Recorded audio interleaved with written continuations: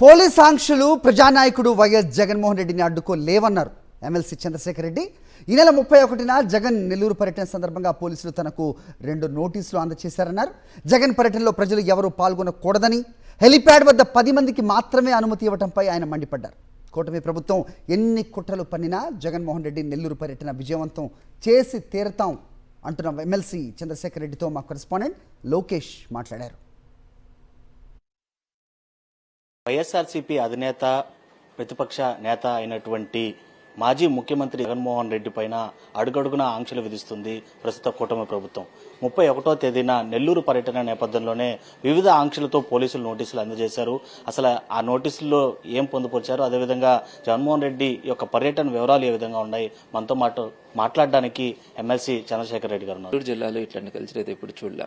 మరి ఇట్లాంటి దురదృష్ట ఘటనలు జరుగుతా ఉన్న తర్వాత జగన్మోహన్ రెడ్డి గారు నెల్లూరుకు వచ్చి మొట్టమొదటిగా గోవర్ధన్ రెడ్డి గారిని పరామర్శించడానికి ఇంతకుముందు కూడా ప్లాన్ చేయడం కూడా జరిగింది. అయితే 2 సార్లు అలా ఆలోచించినప్పటికీ కూడా ఈ హెలిప్యాడ్ పర్మిషన్ ఇవ్వకుండా చాలా ఇబ్బందులు పెట్టడం. అంటే పోయినసారి కనుక అయితే 3వ తారీఖు వస్తానన్నప్పుడు 2వ తేదీ దాకా కూడా హెలిప్యాడ్ పర్మిషన్ కి మాకు అవకాశం ఇవ్వకుండా వాళ్ళు దాన్ని పోస్ట్పోన్ చేయడం. లాస్ట్కి ఇంకా మేము ప్రెషర్ చేస్తా ఉంటే జైలు పక్కన ఒక అడవి లాంటి ఒక చిన్న ప్రాంతం ఇచ్చి ఇక్కడ హెలికాప్టర్లో ల్యాండ్ కావడం, వెంటనే జైలు దగ్గరకు వచ్చి ములాఖాత్ అయిపోయి మళ్ళీ వెంటనే తిరిగి వెళ్ళిపోవాలని ఆంక్షలు పెట్టడం కూడా జరిగింది. అంటే ప్రజల్లో ఉన్న కలవకూడదని.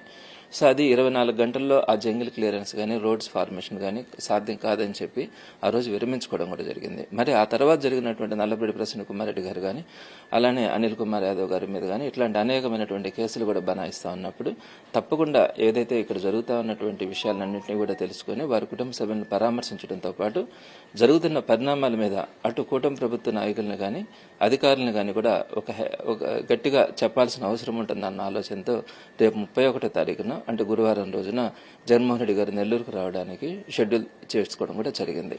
జగన్మోహన్ రెడ్డి గారు హెలిప్యాడ్ లో ఆయన ల్యాండ్ అయిన తర్వాత అక్కడ 10 మంది మాత్రమే ఉండాలా, అక్కడి నుంచి జైలు దాకా వచ్చినప్పుడు కూడా కేవలం 10 మంది మాత్రమే ఆయనతో పాటు ఉండాలా అనేది మొదటి ఆంక్ష.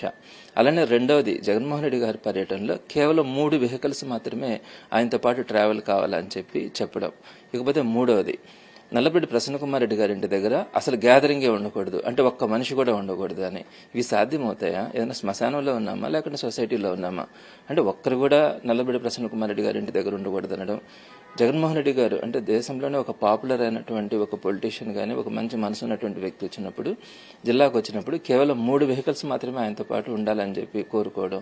అలానే హెలిప్యాడ్ దగ్గర కానీ జైలు దగ్గర కానీ 10 మంది మాత్రమే ఉండాలని కోరుకోవడం. ఇవన్నీ కూడా చాలా అసంబద్ధమైనటువంటి విషయాలు. సో ఆ నోటీస్ తీసుకోవడానికి నిరాకరించిన తర్వాత నిన్నటి రోజున మళ్ళీ ఇంకొక రివైజ్డ్ నోటీస్ ఇచ్చినారు. దాంట్లో 10 మంది ఉండాలన్నది కానీ అట్లనే పెట్టినారు. ప్రసన్న కుమార్ రెడ్డి గారి ఇంటి దగ్గర గ్యాదరింగే ఉండకూడదని పెట్టినారు. కాకపోతే కార్లు మాత్రం 3 కార్లు కాకుండా 15 కార్లకు దాన్ని ఎక్స్టెన్షన్ చేసి నోటీస్ ఇవ్వడం కూడా జరిగింది. వైఎస్ఆర్సీపీ నేతలు ఏనాడు కూడా భయపడేటువంటి పరిస్థితి లేదని చెప్పి కూడా ఎమ్మెల్సీ చంద్రశేఖర్ రెడ్డి స్పష్టం చేస్తున్నటువంటి పరిస్థితి. వీడియో జర్నలిస్ట్ వీరభద్రతో లోకేష్, సాక్షి టీవీ, నెల్లూరు.